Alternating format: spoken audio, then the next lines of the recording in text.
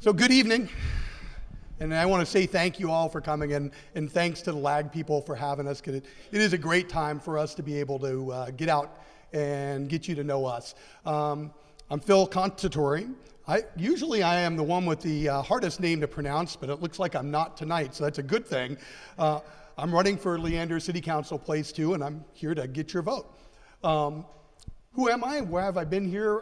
So I moved to Leander in, I guess, 2003, early 2003, and I moved to Leander because I love the city. I came from a small town. I wanted to live in a small town. I work in the big city. I'm a police officer in the city of Austin, and I didn't really want to live in the city that I worked in. I was looking for some place that was more like home to me. And so that was kind of what was important for me, is I wanted to be able to find a place that was more like home.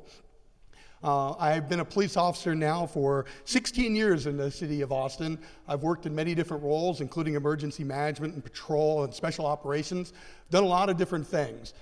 I truly understand the many cogs and wheels that are in public safety. Public safety isn't just police, it's not just fire. It's a whole lot of pieces to come together that in a tragic event all have to work together in order to make things healthy, safe, and be able to put out the fires, be able to take care of the crimes, be able to rescue the people that need to be rescued when floods and fires and tornadoes come through. It's kind of an important piece. You'll hear a lot of candidates say they support public safety.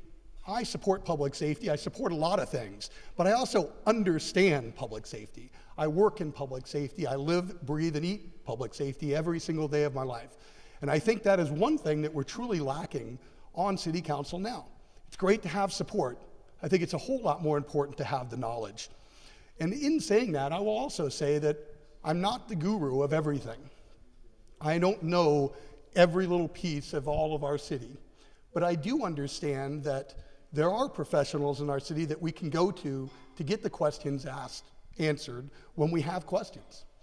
We can go to those people, go to the system expert, and ask them what needs to be done. I keep getting pulled back here. I hate talking this far back, sorry. Very good, all right. I'll throw my laptop back here a little bit farther, thank you. Sorry about that. So, moving on to my notes here. Police officer for 16 years, done a lot of things in the community. I've served on a lot of different nonprofit boards. I've served on a national board and several local boards. I'm lucky to have been the past president and founding officer for one nonprofit in Austin that took care of youth and helped fight crime in our neighborhoods and our community through community engagement. And there's our key. Community engagement is the key to the success of Leander. City Council isn't responsible for what we want. It's not my job to put forth my agenda. My job is to put forth your agenda. My job, if I'm elected, is to be your voice on council. Not my voice, not to put through what's best for me, but to put through what's best for our community. And the only way we can do that is through community engagement. How do we attract more businesses? Well, we attract more businesses by engaging those business leaders that we have in our community now and finding out what's in their way. What's preventing them from being successful?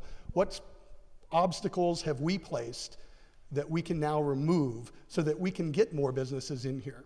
The hardest thing it is for a small businessman to do is to get their business off the ground. It's expensive, it's risky, it's difficult. I know, I was an owner of a small business before I became a police officer, and those obstacles were tough to overcome. If we're going to attract businesses into Leander, we have to be able to engage the business leaders that we have, engage those people that are trying to come into Leander, and get the roadblocks out of the way. Find a way to clear it out. Why do we need to do that? Well, let's face it. Property taxes are landing squarely on the backs of the homeowners of Leander. A little bit high, a little bit costly. What can we do to spread that out? Well, if we attract those businesses in and we can collect those sales tax revenues, which by the way have been fairly flat at 14% now for many years, we can help alleviate some of that tax burden on our homeowners, spread out that burden, lower our property taxes, and make Leander more affordable to live in. I think that's something that we'd all want. We all have to pay taxes, we understand that, we understand the need for it, but we also have to find a way to share that burden with those businesses that we can get in. Water. Water is another huge issue. We have a contract coming up to build a deep water inlet. It's a very expensive program. I don't believe at this time that we're needing that. I don't think that this is the time to build that. And with us sharing, what, 50% or 51% of that burden, I think it's time that we think about holding off on that, holding it back, finding ways to make that more affordable. We can take control of that. We have partners, but we do have the lion's share of that at 51%. So why shouldn't we take control? Why couldn't we push that back and wait till it's time when we do need it, when we don't necessarily need it now? Cap Metro has also been a big issue for me. I'm not a big fan of Cap Metro. But I do say that since we're in Cap Metro, and I don't believe that at this time that we're going to be able to pull out, I don't believe that we'll be able to get a majority vote to pull out of Cap Metro, but I do believe that we can place a person, a permanent seat on that board, and then we can actually try to drive Cap Metro to give us more bang for our buck. Let's face it, we're paying a 1% sales tax, and what are we getting for that? We're receiving a train, and we're receiving some express buses. And that's all we're really receiving for our 1%. I don't believe that's fair. I don't believe that's fair for any of us. Right now, if you're a new customer coming in the city, signing on to the Cap Metro contracts, you realize they're offering a reduced rate. Why don't we go back on that board? Why don't we go back to the board and demand that reduced rate? If they're not going to give us anything for our buck, then why don't we ask to pay less? We should be getting what we're paying for. That's my thought. I don't know where I'm at on my time. Sorry, I'm going to run through since I have my notes, unfortunately. Once again, I'm all about engagement. I believe that the only way that we can solve the problems that we have in Leander is if we can engage our community. If we can get out there and meet with our HOAs, if we can get out there and meet with the business owners, if we can get out there and find out what you want in your community, it'll make it so much easier for us to be able to move forward. High-density housing is a great example. Does high-density housing belong in our acreage communities? Absolutely not. It makes absolutely no sense. The only reason that's being pushed is so that we can get more water meters on our system. Pure and simple. We don't need that. Is there a place for high-density housing? Absolutely.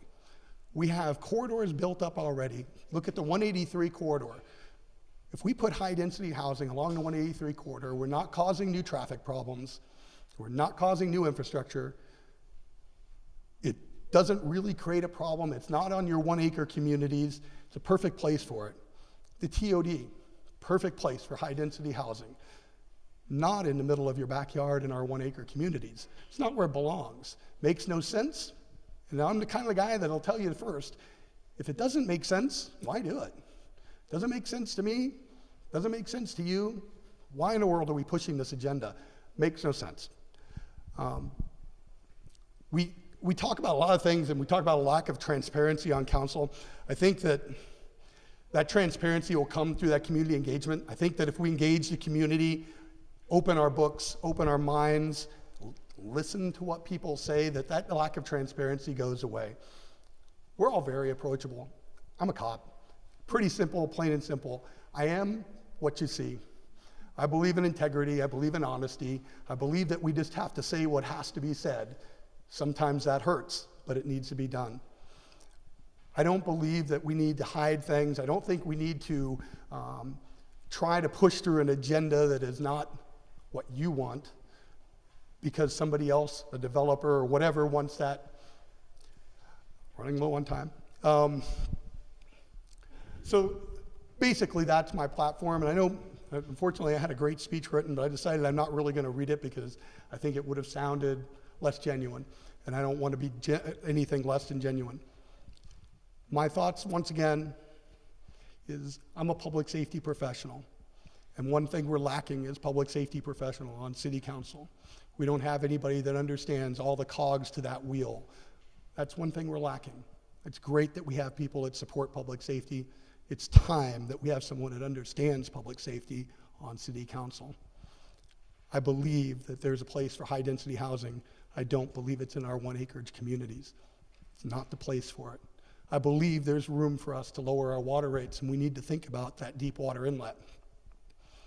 I think that we need to worry about Cap Metro and that 1%. We need to find a way to get that cut back so that we can use that money for incentives to bring businesses in. And I think we need to cut the restrictions that we're having on people so that we can let our small businesses here in Leander grow and survive. Thank you very much. Once again, I'm Phil Contatore. I'm running for place 2.